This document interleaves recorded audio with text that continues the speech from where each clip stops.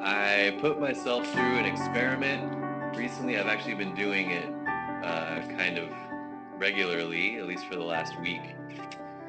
I listened to a podcast by a group called Crooked Media.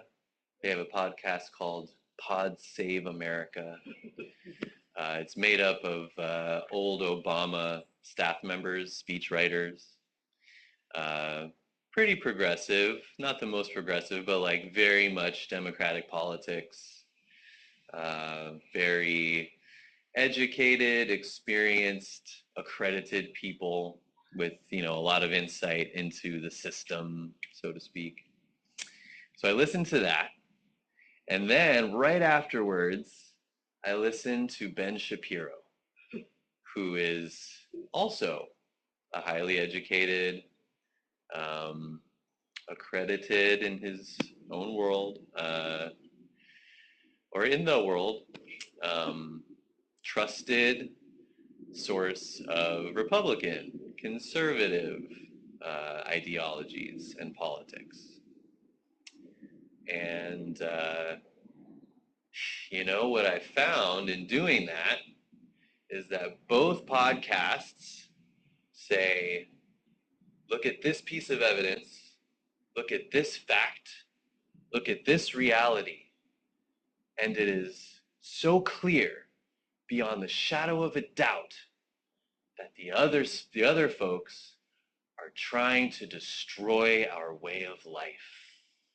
They're trying to take down our democracy and ruin our institutions.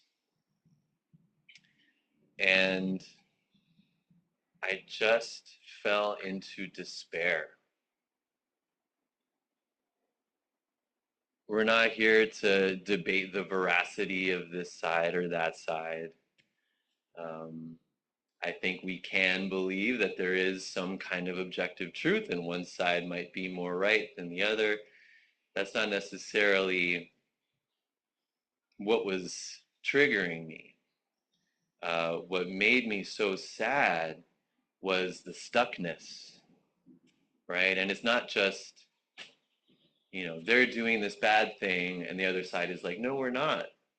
It's like they're doing this bad thing, and the other side is like, no, they're doing that same bad thing. Right? This situation where both sides are like, they're gaslighting you. And it's total, it's completely crippling, paralyzing. There's nowhere to go. And it made me think of how often that shows up in my life, in my day-to-day life. Coworkers, partnerships, friendships, or my favorite example, roommates. I'm shocked. I don't know if any of y'all have experienced this, but I'm always so surprised and so, again, just this feeling of despair. It's so sad to watch when one roommate is like, I do all the cleaning, I always do the dishes, and my roommate just does nothing. They're just dirty, and I'm doing all the work. And then the other roommate says the same exact thing. I'm constantly cleaning. I'm always picking up their clothes, and they don't care, and they're making me do all the work. And just take a moment to think of when you've come across that in your life. Maybe there's a coworker. I do all the work.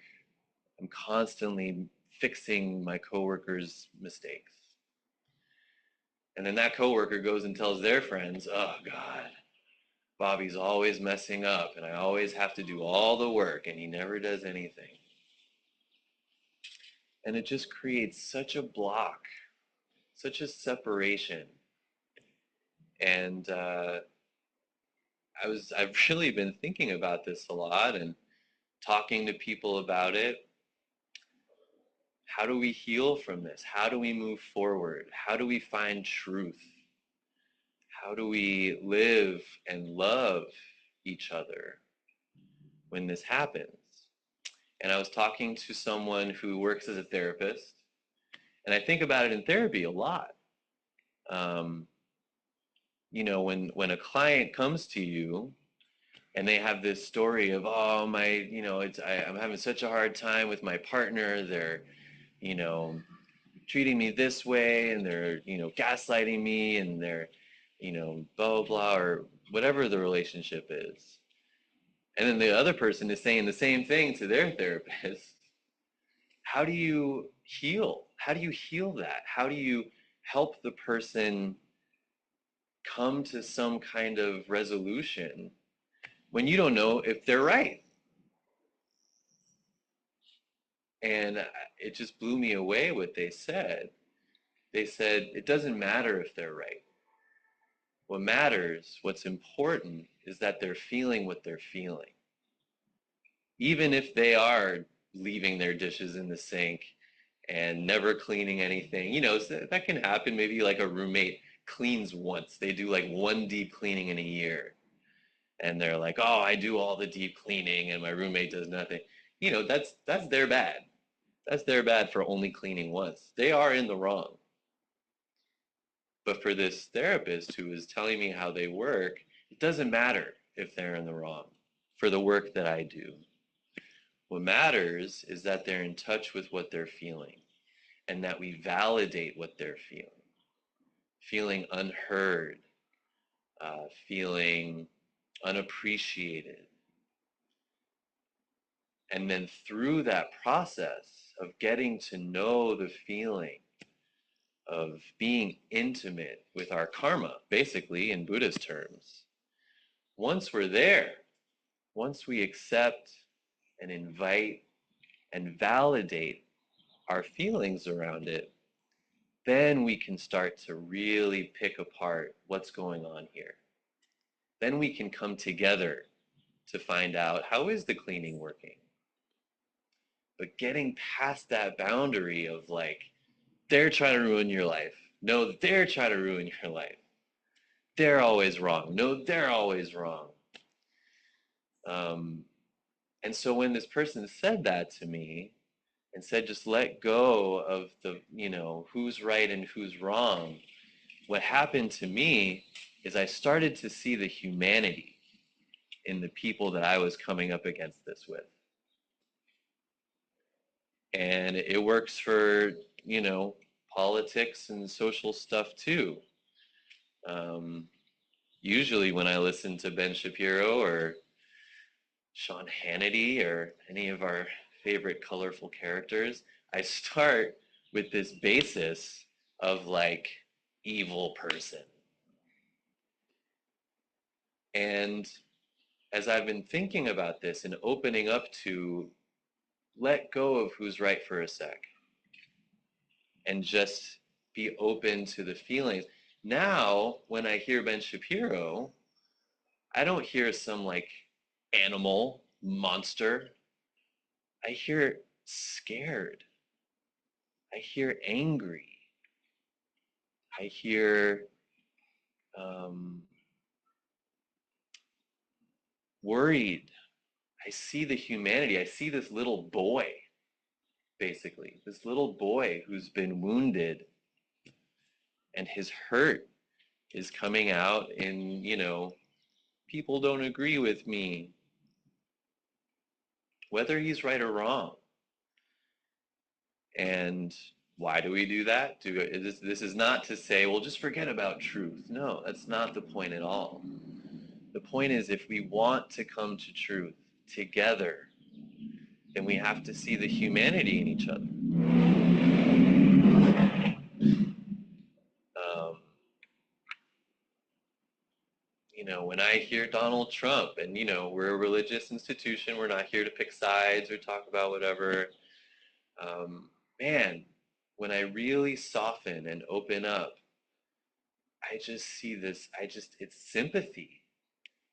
It's sympathy. This guy is just drowning in insecurity, anxiety, loss, fear, inadequacy. Gosh, and I just see the struggle. Same with his supporters, same with all the angry people who fight for something.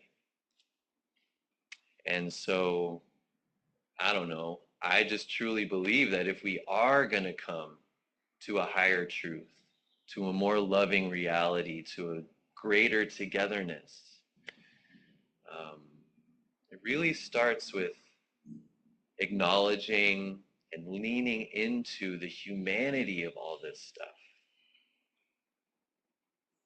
I think that's why the civil rights movement was so successful, because it had a truth, it had a reality that it was fighting for, but it did it in such an inclusive, open, peaceful, strong way that invited everybody. It really did. Um, and some of the other movements that just say, you know, white folks are evil and we need to exterminate them all if we ever want to, like, that's just not going to work. It just makes us dig deeper into our sides. But it all starts with being in touch with my emotion. When my roommate is not cleaning, am I hanging on to like the facts of the matter and he didn't wash his dishes then and he didn't do the laundry and he didn't or am I really starting with like what's going on in me? Where is this anger coming from? What does it feel like? And then what are they feeling? And it doesn't mean that I'm wrong, right? I could be right, and I should stick to that, and we should fight for justice. But, I'll always quote Daryl Davis. Daryl Davis is like the bodhisattva of the universe to me. You all remember Daryl Davis? He is the ex-keyboardist for B.B. King, Southern older black gentleman who has been able to basically turn dozens of KKK members because he goes to them and he listens to them and he acknowledges their feeling. And then from there gets to point out how they're wrong. And they listen to him and they've like handed over their cloaks to him. Thank you so much for changing my life. Um, and if his message was just those people over there are evil and we have to get rid of them, I don't think he would have that success. So there's a koan that I think helps illustrate this for me. It's case 16 of the Book of Equanimity. And for those who don't know what a koan is, koans are little stories or parables or prompts that we practice with, that we meditate with, um, that help us to chip away at the discursive, separating, logical mind that creates these gaps between us and the universe, between us and others. Um, so in our curriculum, we have about 700 koans that you go through with a teacher to really chip away, chip away, chip away, chip away at this little self that wants to assert itself. So this koan is case 16 in the Book of Equanimity, also known as the Shoyo Roku. Um, so it starts with a monk named Meioku, and he's on pilgrimage. And so he travels around and he comes to the temple of Shokei. And he goes into the teacher's room with Shokei, and he walks around Shokei 3 times. He circumambulates him. And he's got his little pilgrimage staff. And so he walks around Shokei 3 times, and he stands in front of him, and he pounds the staff on the floor, making this big gesture. And Shokei says, right, right. And then he leaves, and he goes on pilgrimage, and he comes to another temple where the teacher is Nansen. And he walks around Nansen 3 times with his staff, and he stands in front of him, and he plants his staff. And Nansen says, wrong, wrong. And Mayoku says, well, I just went and saw Shoke, and Shoke said it was right. Why do you say it's wrong? And Nansen says, with Shoke, it is right. With you, it is wrong. What comes from the power of wind, in the end, is broken and crumbled. So as we work with koans, we do zazen, right? Just like instead of counting your breath or being with your breath or doing shikantaza, when you sit with koans, you really just be the story. Put yourself in that story. So yeah, I just look at it line by line and really investigate what's going on here. So Mayoku's on pilgrimage. It's just a monk that was, kind of popular back in the day, and we do it today as well. We have a couple San Francisco Zen Center people here, and they come to Sweetwater and check it out, check out different lineages, different teachers. You always, good to kind of explore, right? On the one hand, it's good to like stick to one teacher so that you can really dig in and get to know each other and create that intimacy, but also really good to travel around, test your understanding with other teachers. So he's on pilgrimage and he comes to Shoke and he walks around him 3 times. 3 shows up a lot in Buddhism. It's kind of like a sacred number for various reasons, I'm sure. I don't really know what they are. But 3 shows up a lot. So he walks around him 3 times, stands in front of him, and plants his staff. Right? So maybe we can imagine he's offering this expression of what enlightenment is. Right? We honor the lineage, we honor the Buddha. Walk around 3 times. And we honor them for bringing us this teaching of just this. Right? That's a popular expression in Zen. Right? What is Buddha? Just this. Or another old classic is Katz. You just kind of shout to show that just this moment is all there is. And so in that moment, Shoke says, right, good job. So as we're working with this koan, how does that make you feel? Being right. Yeah. Being approved of. What does that bring up in you? Oh, that was right. Okay, so I should write that down. Thump staff. That's the right one. Oh, I heard this podcast. They had a good point. That must be the right way to go. I'm going to write that down. And anyone who doesn't agree with that, well, then they're wrong. Think about how often that shows up in your life. If I go to a party or a discussion and people aren't agreeing with me, but then there's this one person who does, and they say, you know what, I think Bobby's right, actually. Oh, well, now I want to be with that person. That person gets it. That person gets me. That's the right person. We try to align ourselves with right.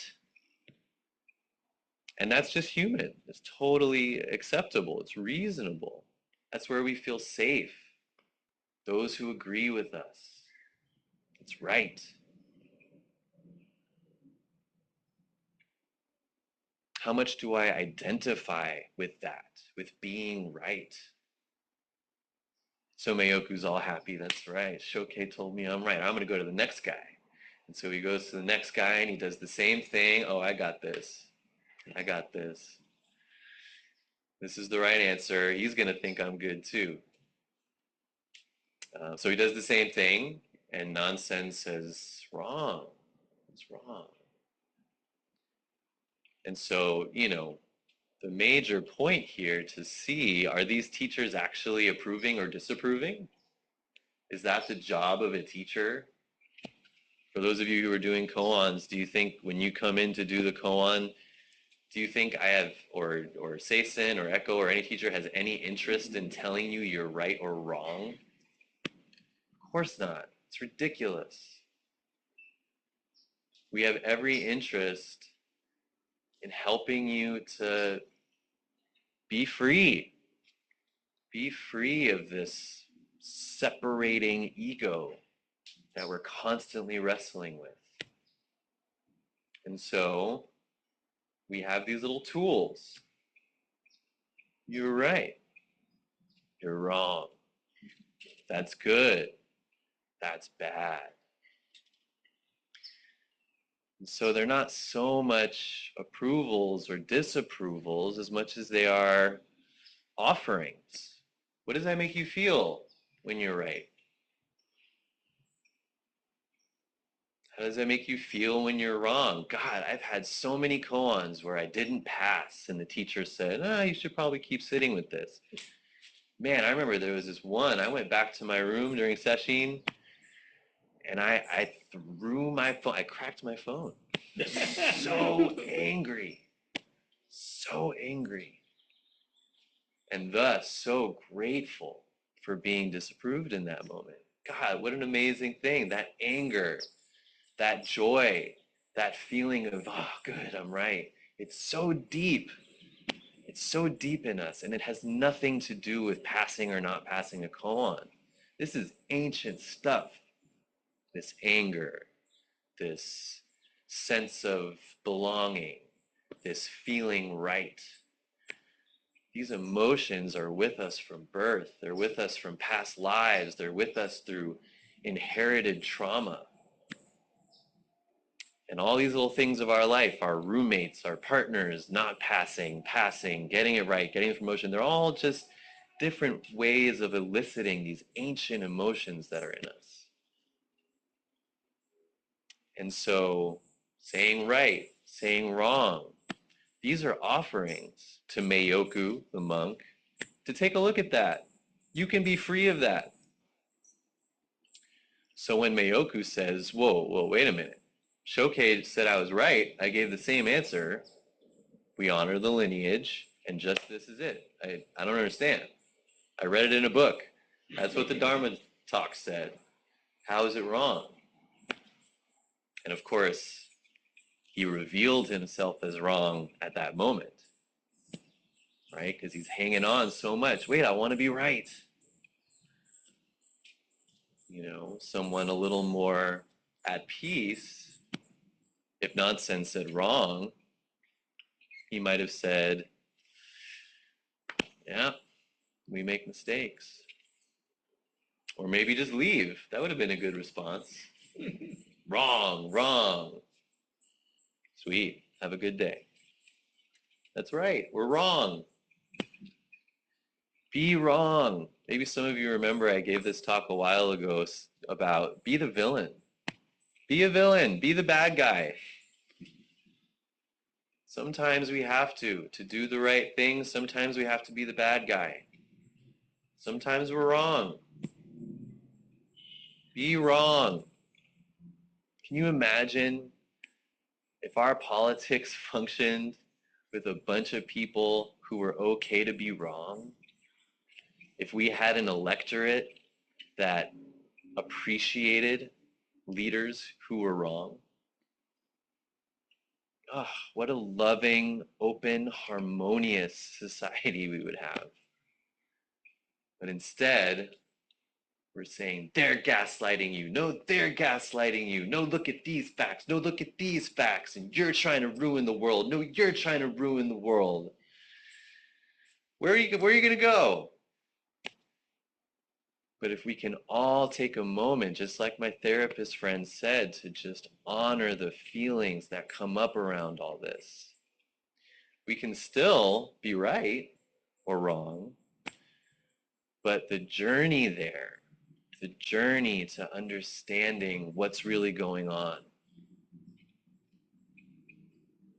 why someone is willing to cast their vote just because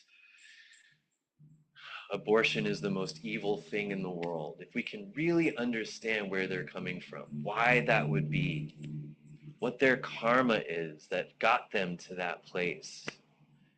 Well, now we can really have a chance at like opening up their minds. But if we just say fucking closed-minded Bible thumpers, we're stuck. There's nothing we can do except fight more and hope we get that 51%.